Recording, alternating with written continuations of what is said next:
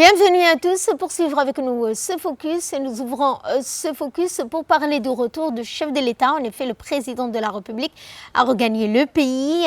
En effet, donc à son retour, le chef de l'État a adressé un message de félicitations au nouveau Premier ministre britannique. Le président de la République, son Excellence Ismaïl Omar Guelleh, a regagné en début de soirée le pays. Le retour du chef de l'État marque ainsi la fin d'un séjour privé de quelques jours qu'il a effectué en France. Le président de la République, son Excellence Ismaïl Omar Guelleh, a souhaité succès et réussite au nouveau Premier ministre du Royaume-Uni, investi lundi à la tête du gouvernement britannique. Je forme l'espoir que votre leadership, le Royaume-Uni, accroît davantage l'œuvre longuement accomplie de sa prospérité sur le rayonnement international, écrit le président Guelleh dans le télégramme de félicitations envoyé au Premier ministre. Nos deux pays ont repartagé des liens anciens, forgés par l'histoire et par une coopération fructueuse, a dans le même document noté le chef de l'État, qui s'est particulièrement réjoui du développement caractérisant ces 10 dernières années les relations entre la République de Djibouti et le Royaume-Uni. Soyez sûr, monsieur le Premier ministre, que vous trouverez toujours auprès du peuple et du gouvernement de Djibouti tout le concours propice au renforcement des liens déjà privilégiés entre les deux nations, a par ailleurs indiqué le président Guelleh, réitérant ses vœux de succès et de réussite au nouveau Premier ministre. Dans l'actualité également, le Premier ministre Abdelkader Kamel Mohamed a reçu une délégation dont le fondateur de Linkwix pour explorer les investissements stratégiques en IA, intelligence artificielle. Le Premier ministre, M. Abdelkader Mohamed, a reçu en ce jour à la primature le fondateur et président de Linkwix, accompagné d'une délégation conduite par la ministre déléguée chargée de l'investissement, Mme Hamadou. Les échanges ont porté sur les opportunités offertes par la 4e révolution industrielle, notamment la création à Djibouti de centres de données et de calcul intelligents de grande capacité. Linkwix est spécialisé dans le développement d'infrastructures d'intelligence artificielle, big data, le blockchain et les plateformes numériques destinées à accompagner la transformation économique des États. Le Premier ministre a mis en avant les atouts stratégiques de Djibouti, sa position géographique des infrastructures de télécommunications internationales, ainsi que son potentiel en matière d'énergie renouvelable, qui pourrait permettre au développement de s'imposer comme un pôle régional des services numériques et d'intelligence artificielle. Nous allons parler santé également. Le ministère de la Santé valide le nouveau protocole national de prise en charge de la malnutrition aiguë 2026-2030. Le ministère de la Santé, à travers le Programme national de nutrition, avec l'appui de l'Organisation mondiale de la santé et la contribution de l'UNICEF, ainsi que le Programme alimentaire mondial, a organisé un atelier régional de validation du protocole révisé de prise en charge des malnutritions aiguës. Cet atelier constitue une étape décisive dans le renforcement de la lutte contre la malnutrition. Ainsi, recommandations publiées de l'OMS en 2023 afin d'améliorer la qualité et la prise en charge des enfants souffrant de malnutrition aiguë.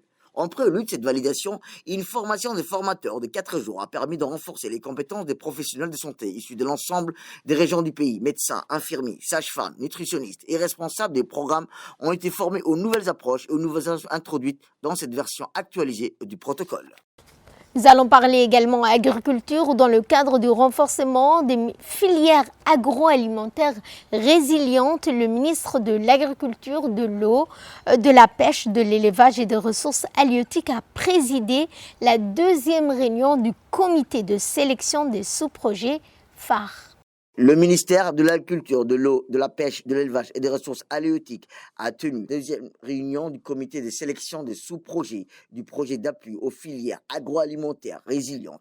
La séance a été présidée par son Excellence, M. Redouane Abdullahi Bahdoun, ministre de l'Agriculture, de l'eau, de la pêche, de l'élevage et des ressources halieutiques, en présence de M. Barakouta Saïd Mohamed, coordinateur national de l'unité de gestion du projet, et M. Abdou Issé, directeur technique du projet phare. Rappelons que le projet phare, financé à hauteur de 15 millions de dollars américains par l'Association internationale de développement du groupe des banques mondiales, vise à renforcer la résilience des filières agroalimentaires et à promouvoir les investissements de produits, soutenir le développement économique, des gestions, des ressources. Et cette 10e réunion du Conseil a permis d'examiner, de valider 4 nouveaux sous-projets d'investissement portés par des promoteurs issus de plusieurs régions du pays. À travers cette réunion, le MAEP réaffirme son engagement à soutenir les initiatives entrepreneuriales dans le secteur agroalimentaire et à favoriser les investissements durables, créateurs d'emplois et de valeur ajoutée au bénéfice des populations djiboutiennes. Le ministère de l'Éducation nationale de la formation professionnelle, le MENFOP, a organisé un atelier de réforme de transformation dans les différents projets du Bac Pro et du BTS. Une série d'ateliers consacrés à la réforme du baccalauréat professionnel en cuisine et réparation des véhicules et les brevets techniciens supérieurs dans les disciplines de réparation des poids lourds, engins, chantiers et se déroulait depuis plusieurs jours au Centre de recherche d'information et de production de l'éducation nationale.